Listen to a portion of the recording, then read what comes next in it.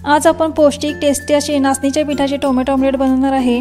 अगदी लहान मुलांना तर अगदी परफेक्ट आणि पोषणाने भरलेली ही रेसिपी आहे। चला तर मग करूया सुरुवात आजच्या रेसिपीला।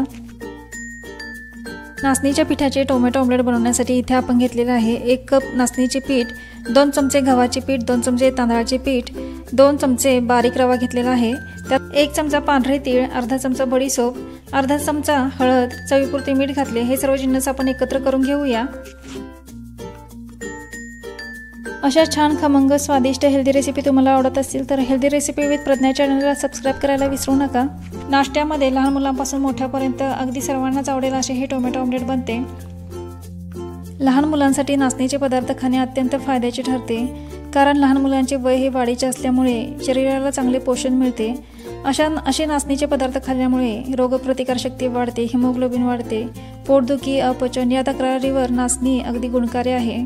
नाचणीचे पीठ छान असे एकजीव करून झाले की यामध्ये आपण थोडे थोडे पाणी घालून अशा पद्धतीने याचे बॅटर बनवून घेऊया।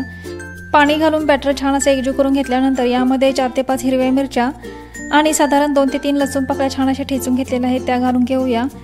2 मोठ्या आकाराचे कांदे बारीक करून घेतलेले आहेत ते घालून घेऊया। त्याचबरोबर 2 मोठ्या आकाराचे टोमॅटो इथे बारीक करून घेतलेले आहेत तेही घालून यामध्ये खूप सारी कोथिंबीर घालून हे सर्व जिन्नस आपण एकजीव करून घेऊया। यामध्ये तुम्ही 2 चमचे बेसनचे पीठ ही घालू शकता। इथे मी बेसन पीठ स्किप केलेलं आहे। हे जिन्नस छान असे एकजीव करून झालेले आहेत। आता हे बॅटर आपण छान असे 10 ते 15 मिनिटे मुरण्यासाठी ठेवूया।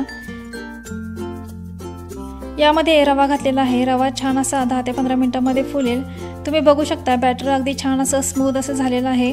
अशा पद्धतीने बॅटरची कन्सिस्टन्सी असली पाहिजे। तुम्ही बघू शकता अशा पद्धतीने बॅटर असलं की हे आपल्याला तव्यावर सोडायला अगदी सोपं जातं।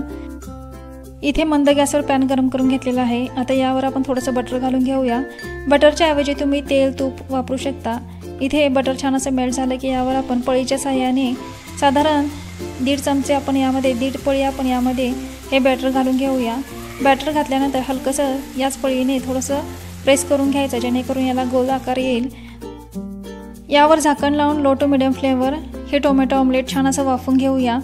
तुम्ही बघू शकता एक मिनिटभरानंतर इथे टोमॅटो ऑमलेट छान असं वाफून घेतलेलं आहे। आता इथे काटे चमचा घेतलेला आहे। काटे चमचाने याला थोडंसं होलं पाडून घ्यायचे जेणेकरून आपण हे टोमॅटो ऑमलेट पलटी केल्यानंतर दोन्ही दुसऱ्या साईडलाही छान असं आतपर्यंत भाजलं जाईल आणि क्रंच छान येईल। इथे परत थोडंसं बटर लावून घेतलं आणि स्प्रेड करून घेतलं। आता हे टोमॅटो ऑमलेट आपण पलटून घेऊया। एका साईडनं टोमॅटो ऑमलेट छान असं भाजल्यानंतर हे दुसऱ्या साईडला आपण पलटून घ्यायचं आहे। पलटताना हे चांगलं भाजलेलं असावं, कारण जर कच्चेपणा राहिला टोमॅटो ऑमलेटमध्ये तर ते तुटू शकतं। तर इथे एका साईडला छान असं भाजल्यानंतर पलटून घेतलं। असं अल्टीपल्टी करून हे टोमॅटो ऑमलेट छान असं भाजून घेतलेलं आहे आणि तुम्ही बघू शकता अगदी सुंदर असं इथे आपले टोमॅटो ऑमलेट बनलेलं आहे। अशाच पद्धतीने आपण बाकीचेही टोमॅटो ऑमलेट बनवून घेऊया। नाचणीच्या पिठाचे हे टोमॅटो ऑमलेट काळसट रंगाचे बनतात, पण चवीला अगदी अप्रतिम असे बनतात। जितके हे चवीला अप्रतिम आहे तितकेच पौष्टिक हे आहेत। लहानांपासून मोठ्यापर्यंत शरीराला पोषण देणारे असे हे नाचणीचे टोमॅटो ऑमलेट आहे। यामध्ये आपण मुलांना न आवडणाऱ्या भाज्याही घालू शकतो, जसे की पालक, मेथी, कांद्याची पात अशा पद्धतीच्या ज्या भाज्या आहेत ते मुलं आवडीने खात नाहीत, तर ह्या भाज्या आपण यामध्ये घालून टोमॅटो ऑमलेट सुंदर असे बनवू शकतो। अशा पद्धतीने इथे आपले टोमॅटो ऑमलेट बनवून झालेले आहे। तांदळाचं पीठ आणि रव्यामुळे याला छान असा क्रंच येतो। छान असं खुसखुशीत हे टोमॅटो ऑमलेट बनतात। आवाजावरून तुम्ही ऐकू शकता हे टोमॅटो ऑमलेट अगदी परफेक्ट असे बनलेले आहेत। आपण घेतलेल्या प्रमाणामध्ये 8 ते 9 टोमॅटो ऑमलेट बनतात। हे टोमॅटो ऑमलेट आपण टोमॅटो सॉस, टोमॅटो केचप किंवा खोबऱ्याच्या चटणीसोबतही खाऊ शकतो, किंवा हे असेच खाल्ले तरी अगदी चविष्ट लागतात। अशा पद्धतीने नाचणीच्या पिठाचे टोमॅटो ऑमलेट घरी नक्की ट्राय करून बघा। आजची रेसिपी कशी वाटली कमेंट करून नक्की सांगा। व्हिडिओला लाईक, शेअर आणि सबस्क्राईब करायला विसरू नका।